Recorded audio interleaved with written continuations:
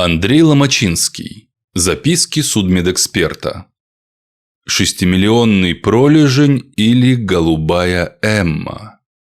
В продолжение темы об уникальных инородных телах, что порой приходится вытягивать из человеческого организма, можно рассказать и эту историю.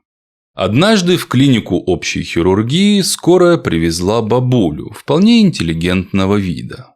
Седенькая и сероглазая, в ней ничего не выдавало еврейку. Почти ничего. Первое, конечно, имя. Эмма Аароновна Зингельшмулер, если не ошибаюсь. Уж очень длинная фамилия. А второе – это старая синяя татуировка на руке. Расплывшийся от времени неровный многозначный номер.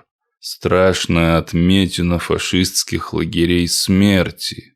Бабушка корчилась от острой боли в животе, но татуировка настолько заинтриговала врача, что тот нарушил классический порядок опроса больного и первым вопросом спросил, откуда у нее эти циферки.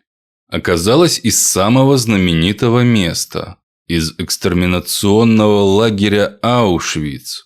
Старший лейтенант Барашков аж подпрыгнул от любопытства. Нечасто встретишь выжившего узника, ведь из 6 с небольшим миллионов европейских евреев в живых остались в лучшем случае 1000. Капля в море. Еще большей редкостью было встретить выжившего узника в России. С Восточного фронта поезда смерти мало шли. Полное и окончательное решение обычно принималось на месте. Вспомнить хотя бы Киевский Бабий Яр или овраги Коростени. Потом многие из тех, кто уцелел, оказались на территории союзников, и к тем же союзникам перебрались на постоянное место жительства. Америка и Британия депортировали назад к Сталину громадное количество советских военнопленных, но евреям позволяли оставаться. В общем, было чего у бабушки порасспрашивать. Но тут подошел профессор, и зеленому адъюнкту Барашкову пришлось унять свою непомерную любознательность и перевести разговор в конструктивное, то бишь медицинское русло. Итак, Эмма Ароновна, когда заболела, где и как, что принимали, чем хворали? Если судить по ответам на все барашковские вопросы, то у бабули вероятнее всего аппендицит. Старлей принялся старательно мять ей живот, проверять симптомы. Классическим такой аппендицит назвать нельзя, но все равно похоже. Боль в спину отдает. Аппендюк, наверное, забрюшинный или ретроцикальный. Положение червеобразного отростка, когда тот не выходит свободно в брюшную полость, а закрыт слепой кишкой. Одна только странность в анамнезе. Бабка утверждала, что подобные боли, только не такие сильные, периодически беспокоят ее, этак лет 40.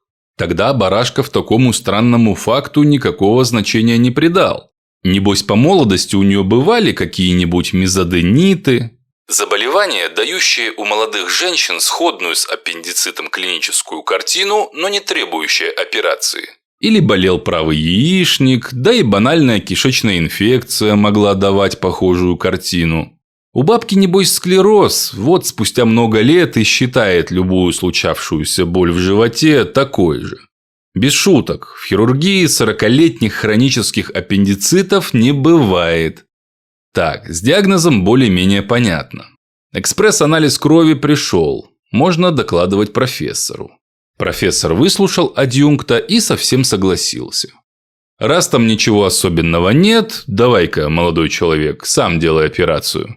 Случай как раз учебный, великого опыта не требует.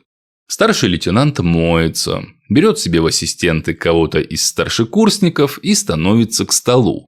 Учитывая возраст пациентки, решают оперировать под общим обезболиванием. Подошел анестезиолог, минутка и бабушка в наркозе. С Богом, начали. Когда вскрыли брюшную полость, первое, что удивило Старлея, это нормальный отросток. Из тех, что на жаргоне синими называют. Никакие они не синие, в смысле не посиневшие, а нормальные, бледные, без малейших признаков воспаления. И лежал такой отросток не ретроцикально, а открыто. Бери не хочу. Барашков уже решил его вырезать, так, на всякий случай, чтобы хоть как-то оправдать операцию. Но тут его внимание привлекло нечто непонятное. Как раз где слепая кишка прилегает к брюшной стенке, была заметна некоторая припухлость. Эх, жаль, разрез маленький. Не зря говорят, большой хирург, большой разрез. А мы, браток, с тобой пока мелковатые.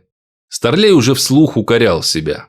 Потом вспомнил, что для ассистента он ведущий хирург. Смутился и с чувством долга будущего преподавателя взялся учить. Смотрите, слушатель, да там, похоже, какой-то желвак, поэтому не будем гнать лошадей. Не зря бабка 40 лет на боли в этом месте жаловалась. Там за слепой кишкой, скорее всего, сидит набухший лимфоузел, а может и опухоль. Короче, рассечем этот бугорок, возьмем кусочек для патанатомов. Пусть злокачественное новообразование исключат. Хотя похоже, что там особых проблем нет. Видишь, какой компактный инфильтрат? Сделать такое легче, чем аппендюк выстричь. Кстати, сам аппендикс трогать не будем. Нужды в этом нет. Понял? Тогда приступим. Ассистент придавил слепую кишку, и за ней сразу проступило нечто компактное, твердое и холодное. Холодное не на ощупь. На ощупь оно такое же теплое, как и все внутри живота. На хирургическом жаргоне холодным называют то, что не имеет признаков острого воспаления. Барашков смело чиркнул по инфильтрату скальпелем. Скальпель уперся во что-то. Потом соскочил с характерным легким скрежетом, что называется железом по стеклу. Старлей удивленно хмыкнул. Ранка практически не кровила. Стенки действительно оказались склерозированными, словно старый рубец. Похоже, что злокачественной опухолью здесь и не пахло. У них рост обычно инвазивный, въедливый, когда опухоль буквально прорастает в окружающей ткани. Ободрившийся Барашков отступил на сантиметр и небольшим полукруглым разрезом обошел непонятный инфильтрат. Потом в этот разрез засунул палец, тупо подобрался под этот комочек и буквально вылущил нечто размером с грецкий орех.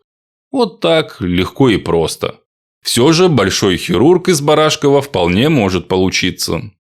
Ого, какая твердая. Фиброма должно быть. В любом случае, опухоль доброкачественная, прокомментировал довольный Старлей, держа находку на ладони. Операционная медсестра подставила эмалированную плошку, и Барашков довольно небрежно стряхнул туда красный шарик. А чего оно такое скрипучее? Там что, бляшка? Ну, холестериновая. Или внутри кальцинировано все, предположил ассистент. Барашков хмыкнул. А кто его знает? Если бы у старушки махровый атеросклероз был, то бляшки у нее по всем кишкам сидели бы. Небось, кальций там. Впрочем, разрежем, увидим. Но только не сейчас, а после операции. Вдруг там в центре какой инфекционный очажок. Неохота бабуле брюхо бактериями обсеменять. Береженого Бог бережет. Адъюнкт, насколько позволял боковой разрез, осмотрел брюшную полость, но ничего подозрительного больше не нашел. Пора ушиваться.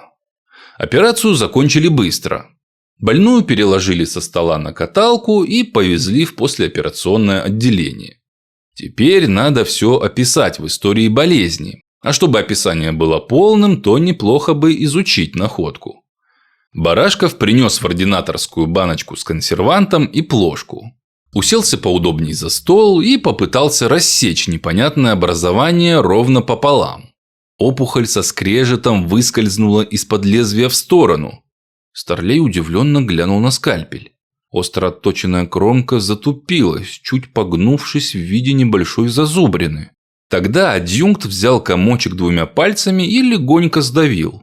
Из него прыснула капелька гноя, а следом со звоном выпрыгнул небольшой объект правильной конической формы.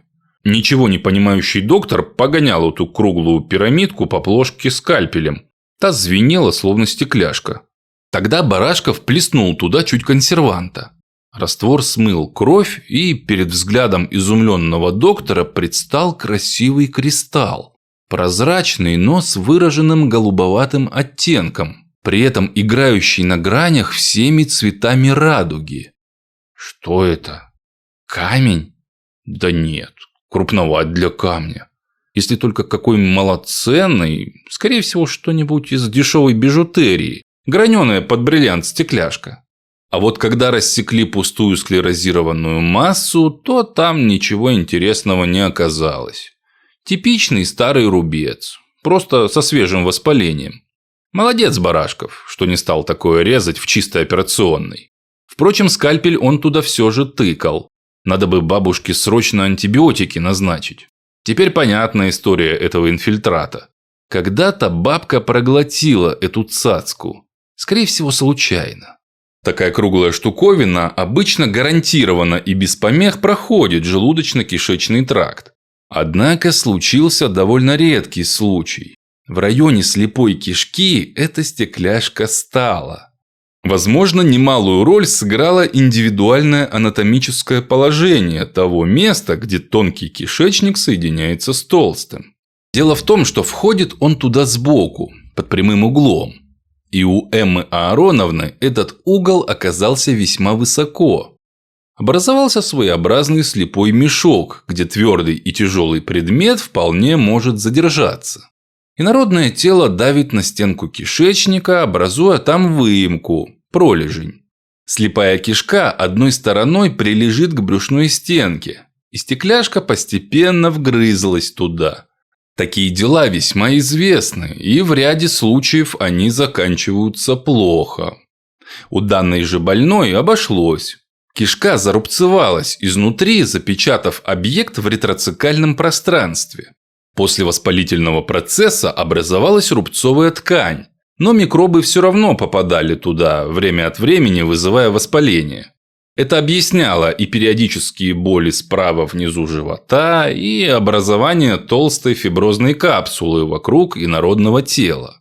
Осталось только спросить, помнит ли сама больная, как она проглотила эту цацку.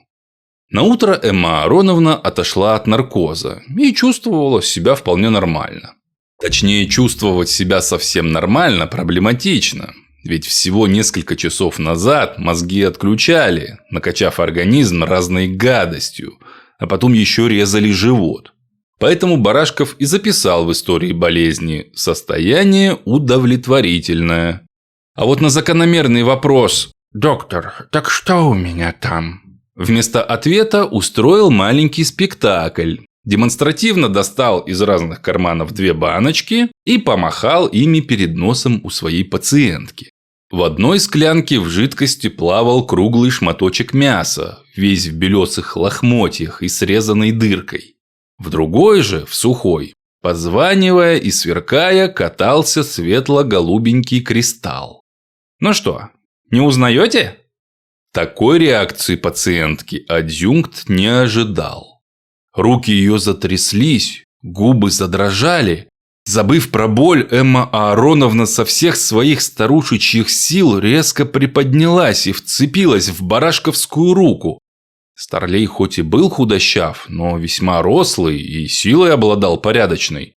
«Тихо, тихо, тихо! Швы же разойдутся!» Он бережно уложил больную обратно на подушку и снял ее дряблые старческие руки со своего левого запястья. Склянку же с камешком он все еще продолжал сжимать в своем кулаке. На глаза Эммы Аароновны навернулись слезы. Барашков постарался ее успокоить. «Да ну что вы так? Не надо переживать. Я хотел вашу стекляшку на патанатомию отдать. Курьез вроде, курсантов учить можно. Но нам вообще-то капсула важнее». «Доктор, пожалуйста, отдайте его мне. Ну, пожалуйста. Очень прошу вас, отдайте!» Буквально взмолилась больная. «Кого?» Вместо ответа бабуля прикусила губу. «Ну, украшение. Отдайте, умоляю!» Видно, цацка очень дорога для бабули. Старлей принялся успокаивать ее. «Эмма Аароновна, берите, конечно. Уж коли из вас это вырезано, то вам и принадлежит. Хотя как учебный препарат эта блестяшка была бы намного ценнее для нас, чем для вас. И еще». Адъюнкт не успел договорить, как его челюсть опять отвисла от удивления.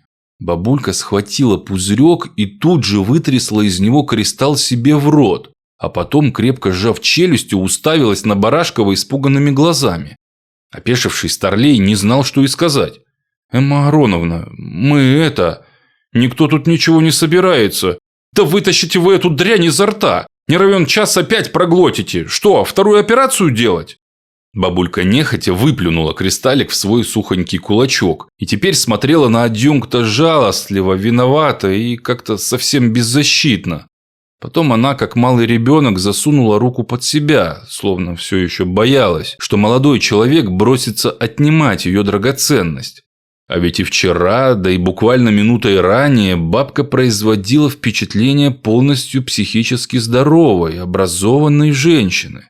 Что за странную бурю эмоций вызвала эта бирюлька? Сомнений нет. Момент проглатывания бабуся должна помнить преотлично. Чтобы успокоить больную, Барашков стал задавать типично медицинские вопросы о самочувствии, о газах, попросил дать другую руку, чтобы померить пульс. Нормальность стала постепенно возвращаться к Эмме Аароновне.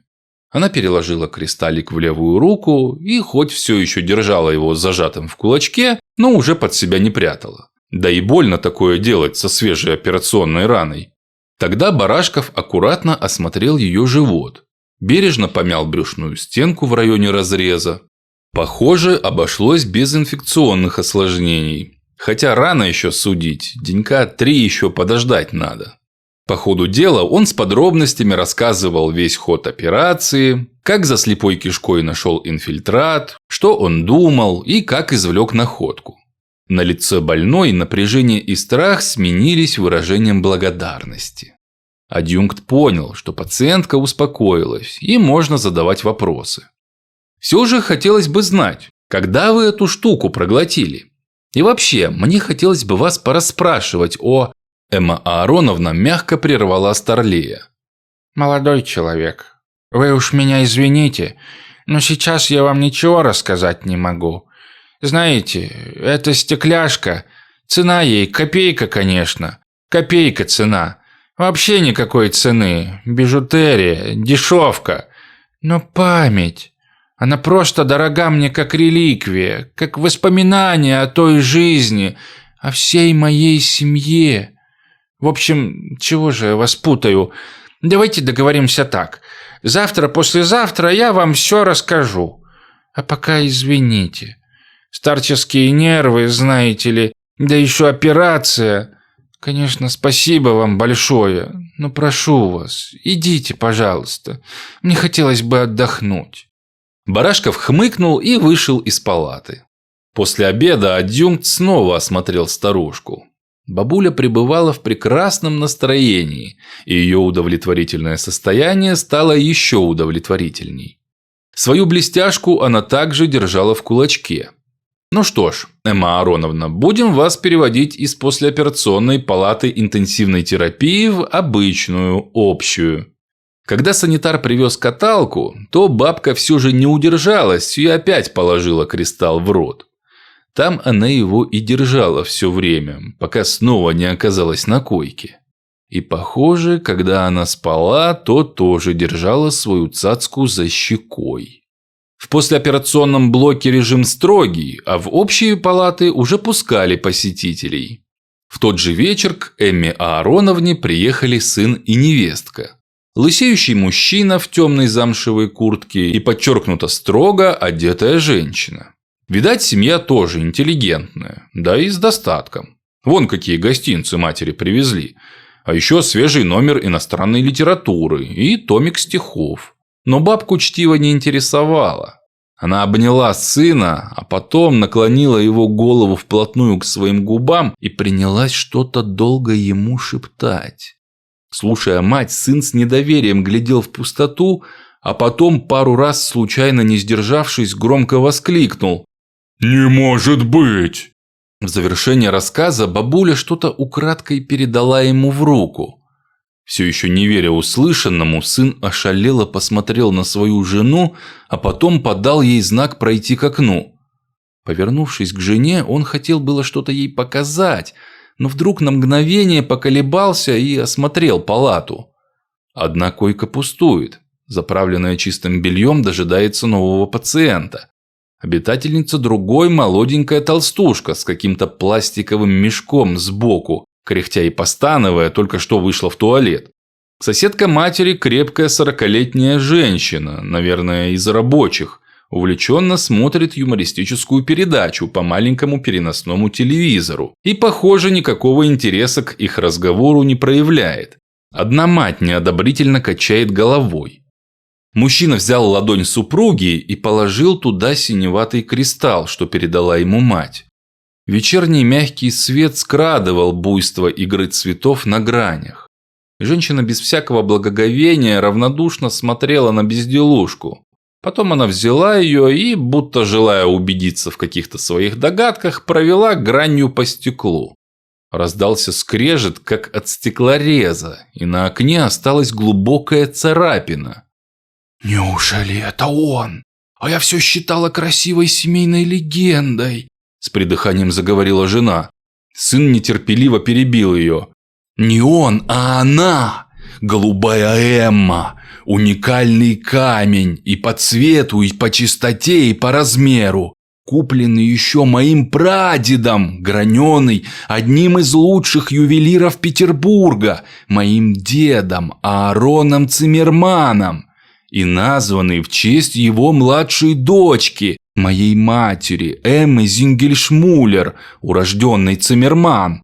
Голубая Эмма, что столько пережила. Революцию, национализацию, репрессии, войну и концлагерь. Реликвия вернулась в свою семью. Точнее, никогда не покидала нас. Невероятно! Такие откровения совершенно не понравились самой бабушке Эмме. Она резко оборвала сына. «Я-то смогла его сохранить. А ты сумеешь ли, коль с первой минуты трезвонишь на всю округу? Домой идите, и чтобы больше ни слова. Нигде и никогда. Поняли?» Сын и невестка, понимающе закивали. Потом принялись по очереди целовать мать и, бормоча пожелания о скорейшем выздоровлении, быстро удалились. У Эммы Аароновны от волнения разболелось сердце и закружилась голова. Она дотянулась до кнопки вызова медсестры. Хоть корвалолу, что ли, попросить. Вскоре появилась сестричка. Померила давление, посчитала пульс и вызвала дежурного терапевта. Похоже, нервы у бабульки порядочно разбуянились за сегодня. Капельками тут не обойдешься. Пришлось назначать инъекцию. Укол подействовал, и ночь прошла благополучно. Утром следующего дня адъюнкт Барашков сидел за историей болезни Эммы Зингельшмулер и все никак не мог решить маленькую проблему. Назначать бабке консультацию психиатра или повременить? Решил повременить. А вот если и сегодня она откажется ему свою историю рассказывать, вот тогда и позовем соответствующего специалиста. Его доклад на утренней конференции об извлечении инородного тела был выслушан с интересом, но особого ажиотажа среди сотрудников не пробудил. Больше всего сотрудников раздосадовало, что такое забавное инородное тело Барашков умудрился в первый же день отдать хозяйке, у которой абсолютно нет никакого желания рассказывать свою историю. Бабку навестили доцент с курсантской группой и сам профессор. Но та им тоже ничего не сказала, сославшись на слабость и плохое самочувствие. Врет ведь. Нормальное у нее самочувствие. Ну пойдем, послушаем, что бабушка скажет нам сегодня. Нацепив очки, высоко подложив под плечи подушку, Эмма Аароновна читала в своей кровати иностранную литературу. Женщина рядом также смотрела телевизор, правда, почти без звука. Впрочем, утром там все равно ничего путевого не было. Толстушка с пластиковым контейнером сосредоточенно вязала шарфик. Последняя кровать все так же была пуста. Барашков поздоровался со всеми и прошел в палату. Женщины, не отрываясь от вязания и телевизора, буркнули себе под нос ответное приветствие. Похоже, по молодости адъюнкта его тут за большого специалиста не считали. Старлей присел на краешек бабулиной койки. Вообще-то дурной тон. Следовало бы стульчик взять. Но молодому доктору казалось, что таким образом он завоюет хоть капельку больше доверия этой скрытной бабцы. А бабка оказалась вовсе не такой уж и скрытной. Она охотно отвечала на вопросы, а когда дело дошло до номера на ее руке, то вообще рассказала интереснейшую историю. До революции ее предки обитали в Санкт-Петербурге и, судя по всему, не бедствовали. Однако воспоминаний об этом времени у нее нет. Родилась она сразу перед революцией. Помнит, что в НЭП их семья жила в просторной квартире и имела прислугу. Потом все это ушло, как ее отца забрали. Чтобы спастись от возможных репрессий, мать с дочкой уехали к каким-то далеким родственникам, что жили под Минском. Там же Эмма окончила школу, потом Минский политехнический институт. Училась она хорошо, осталась при кафедре, стала подумывать о диссертации. Но через 2 года началась война, а ей всего 26. Через неделю немцы уже стояли под Минском, а еще через неделю начали выводить евреев. Тогда ее не взяли по чистой случайности. Она возвращалась домой, когда выводили мать. Та сделала вид, что дочь ей незнакома. Таким образом, светленькая Эмма спаслась в первый раз. Оставаться в Минске ей было нельзя.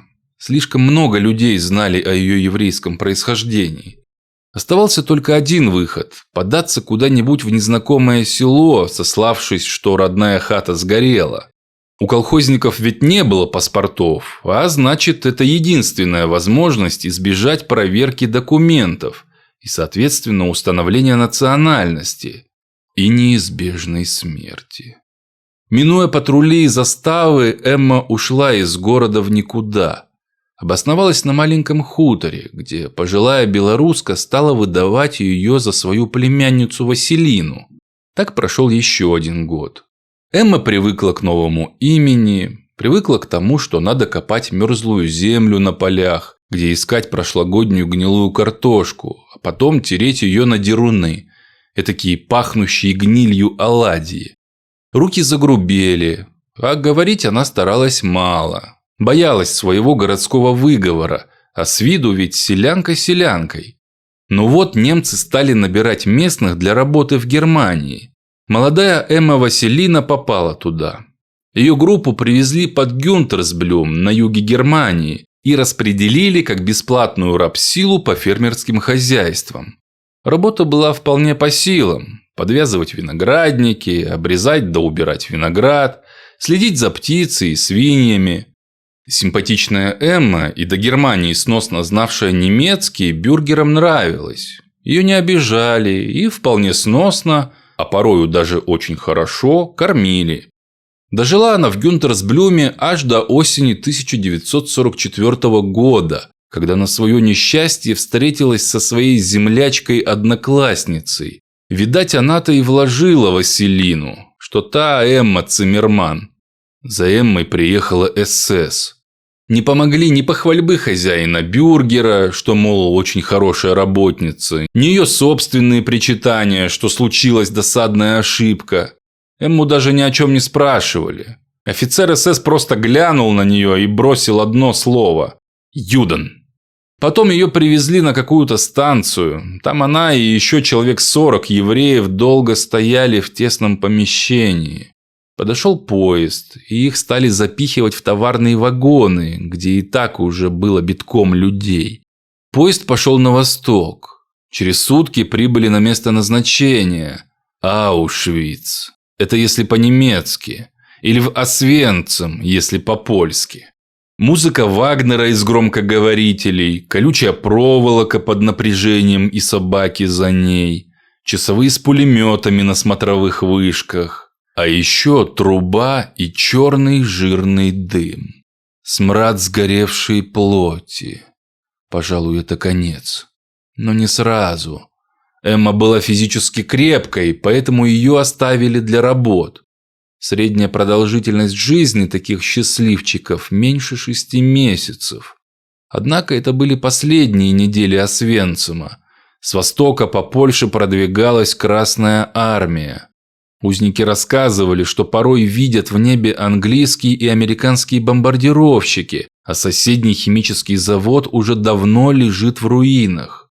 Но тут нечто важное нарушилось в немецкой педантичной машине. Если раньше баланды давалось немного, но регулярно, то сейчас кормить перестали совсем. А тут еще Эмма заболела и спаслась второй раз. Случись такое всего неделей раньше, и она 100% оказалась бы в газовой камере. Но сейчас камеры уже не работали, слышна была советская канонада. Не работал и крематорий. Трупы пытались сжигать штабелями во рву, но и на такое не хватало ресурсов. Здоровых заключенных вначале гоняли заметать следы, однако это дело быстро оставили. Всех, кто мог идти, построили в колонны, погнали на запад. Знаменитый марш смерти, прочь от советских войск. Из оставшихся кого убили, а большинство просто бросили умирать. Несмотря на сильную дистрофию и болезнь, Эмма не умерла. Подошла Красная Армия. Особой медицинской помощи не было. Наладили питание протертым супом. Потом организовали порционную выдачу хлеба и маргарина. Эмме и тут повезло вдвойне. Худая и страшная, видать, она все же сохранила намеки на свою первоначальную красоту. Солдаты ее заметили и определили при медчасти, что развернулось неподалеку. Через месяц молодой организм окреп, и ее отправили назад, в Россию. Привезли в специальный реабилитационный лагерь, где до этого лечились ленинградские блокадники. Там она еще пробыла недели 2, а потом вместе с последними ленинградцами снова оказалась в своем родном городе. Таком же, как она сама. Истерзанном, полностью истощенном, когда-то доведенном до крайности, но живом. В послеблокадном Ленинграде вновь закипала жизнь. Также возвращалась жизнь и в душу Эммы. Она повстречала молодого фронтовика, тоже еврея. Жить в Питере под репрессивной фамилией Циммерман ей не хотелось, и она быстро стала никому неизвестной и труднопроизносимой Зингельшмулер. Вот и вся жизнь. Похоже, что бабуля сама была не прочь выговориться. Барашков поблагодарил ее за интересный рассказ, но посетовал, что главного-то он не услышал. «Так вы эту, реликвию с собой в концлагерь брали?» Оказалось, что да. И не только в концлагерь. Это никчемная побрякушка, стекляшка, цена которой, конечно же, копейка, просто как память досталась ее отцу от деда. Мать уберегла ее, когда отца взяли. С нею они не расставались никогда, хранили в своей бедной квартире в простенькой шкатулочке. Однако у этой бижутерии стекляшки была неплохая оправа из белого металла. Да нет, не из платины, что вы, откуда? Из серебра. Так вот, в тот день, когда собирали минских евреев, Эмма вытащила из нее дешевую стекляшку, а саму оправу понесла менять на что-нибудь съестное. Получается, что эта безделица так первый раз спасла ей жизнь. Саму же серединку она зашила в уголок ватника и тоже постоянно таскала с собой. Вроде как ничего не стоящий, но для нее бесценный семейный талисман-спаситель. В этом ватнике она попала в Германию. Там ей жена бюргера отдала свое старое пальто, и Эмма перепрятала стекляшку под его подкладку. А уж когда ее взяло СС как еврейку, тут уже нигде не спрячешь. Там на проверках даже рот заставляли открывать. А блочницы капо могли залезть вообще куда угодно. Но она постоянно держала свой талисман во рту. А когда подходил проверяющий, просто глотала его. В громаднейшем же лагерном туалете Эмма всегда садилась на краешек, где в жиденьких фекалиях найти свой амулет ей было просто. Она обтирала его, и тут же бирюлька снова отправлялась в рот. Да, рисковала. Да, может, из-за этой дешевой бижутерии подвергала себя неоправданному риску. Но ведь это же талисман. И оказалось, талисман не подвел. Под конец лагерного ада при очередной проверке Эмма проглотила стеклышко, а оно из нее не вышло. Напрасно Эмма обшарила каждый сантиметр этого грязного уголка в туалете. Напрасно проделала то же самое еще много раз, надеясь, что ее стекляшка где-то заблудилась или застряла. Синенького кристалла не было. Она посчитала, что просто потеряла его, ведь порой надзиратели Капо давали на отправку всего 30 секунд. А потом она заболела. Как только сейчас оказалось, этот талисман образовал пролежень в ее дистрофичной толстой кишке и тем самым спас ей жизнь второй раз. Ведь из тех здоровых, кого погнали маршем смерти на запад, выжили максимум десятки из тысяч. Барашков с сомнением покачал головой. Адъюнкт был закоренелый материалист, в судьбу и талисманы он не верил. Хотя тот факт, что голубенький амулетик спас бабкину жизнь дважды, внушал определенное уважение. Переваривая услышанное, адъюнкт бесцельно поглядел в другую сторону. Толстушка с пластмассовым мешком на боку сидела с открытым от удивления ртом. Похоже, ее спицы неподвижно застыли еще в самом начале бабкиного рассказа. В глазах молодой женщины стояли слезы. 40-летняя пролетарка, наоборот, казалось, ничего не слышала, полностью углубившись в утреннюю новостную программу. «Эмма Ароновна, скажите, а где сейчас ваш талисман? Меня уже вся кафедра достала. Спрашивают, почему я не принес его на 5-минутку всем показать, а сразу вам отдал?» Бабке вопрос явно не понравился. Доктор, так сейчас-то мне в нем какой толк? Мне помирать скоро. Цены в нем полный ноль. Я ж говорю, стекляшка, 10 на пятак. Вон отдала родственникам. Племянница в институт будет поступать, пусть ей эту безделицу передадут. Поди на экзаменах поможет». Тут работяга впервые оторвалась от своего телевизора. «Доктор, да не верьте вы ей, врет она в наглую». В разговор тотчас же вступила толстушка с пластиком на боку. «Ну зачем вы так говорите о пожилом человеке? Она еврейка, и татуировка у нее вон из концлагеря. Все сходится». Пролетарка презрительно хмыкнула. «Че сходится? Да я не за ее жизнь говорю-то. Брешет бабка, что стекляшку она глотала. Доктор, а ты к окошку подойди. Посмотри, какую царапину ейная невестка на окне той стекляшкой оставила. Нашли дуру. Стекляшка. Бриллиант-то. Небось, рублев 500 стоит, а то и все 800. Поставь же его в оправу, там в кулончик золотой или в кольцо, только чтоб толстенькое, такое, знаешь, солидное. Так и целую 1000 дадут. Нашли дуру. Стекло. Ха-ха. Пусть даже бабка врет, а пролетарка права. Старший лейтенант медицинской службы, врач-хирург, кафедральный адъюнкт и будущий преподаватель Барашков получал 280 рублей денежного довольствия. Это без дежурств, а так и за 300 выходило. Врач на гражданке имел 120 целковых, рабочий рублей 150-200. 500 рублей, конечно, состоянием не являлись, да и 1000 тоже, хотя деньги считались приличными. Это ж целый месячный оклад начальника его кафедры.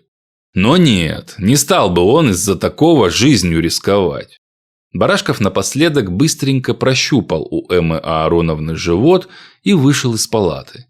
Больная поправляется, а химический состав инородного тела его больше не интересовал. Для него эта история закончилась. Для меня она бы тоже закончилась, если бы не один случай. Я этот день хорошо помню. На завтра исполнялось ровно 10 лет, как я прожил со своей супругой. Втихую от нее поднакопил кое-каких денежек и решил сделать жене роскошный подарок – кольцо с бриллиантом. В чем, а в камнях я совершенно не разбираюсь. Поехал в Sunrise Mall. Цены везде такие, что закачаешься. Тут смотрю, объявление висит. New York Diamonds, 50% off. Магазин «Нью-Йоркские бриллианты». Скидка 50%.